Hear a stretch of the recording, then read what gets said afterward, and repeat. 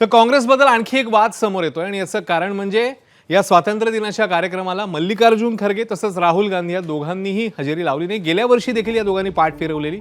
लाल किल्ल्यावरच्या कार्यक्रमाला दोघे अनुपस्थित राहिले आणि त्यामुळे हा स्वातंत्र्य दिनाचा अपमान आहे असा आरोप भाजपने केलाय। तर ज्यांचा स्वातंत्र्य लढ्यात कोणताही सहभाग नव्हता त्यांनाच राग येतो असा टोला काँग्रेसने लगावला।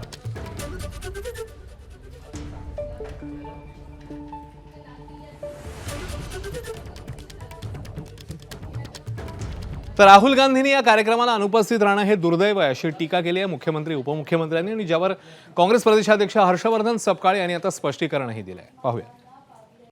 मला असं वाटतं फार दुर्दैवी आहे राहुल गांधी आणि मल्लिकार्जुन खरगे यांची दुश्मनी, यांची शत्रुता किंवा यांचा विरोध हा भारतीय जनता पक्षाला आहे। त्यांनी भारतीय जनता पक्षाला विरोध करावा, भारताला विरोध करू नये। हा पक्षाचा फंक्शन नाही, पक्षाचा हा कुठलाही सोहळा नाही, हा भारताचा सोहळा आहे।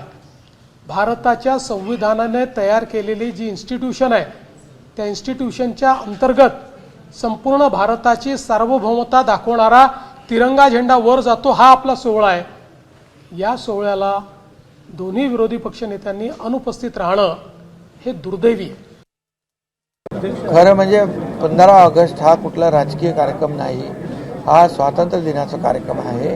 हा देशभक्ती आणि राष्ट्रभक्ती जागृत करण्याचा कार्यक्रम आहे।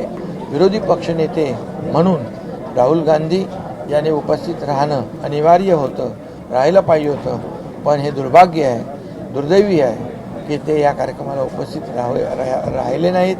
खऱ्या अर्थाने हा राजकीय कार्यक्रम नाही, प्रत्येक कार्यक्रमामध्ये राजनीती करू नये, ही देशभक्तीपर स्वातंत्र्य दिन होता, एवढंच मी या प्रसंगी सांगतो। मुद्दा हा आहे की यावर्षी 13व्यांदा भाषण करताना नरेंद्र मोदी काय काय बोलले, मागच्या वर्षी जे बोलले त्यातलं काय केलं, त्याच्या मागच्या वर्षी काय केलं, त्याच्या मागच्या वर्षी काय केलं।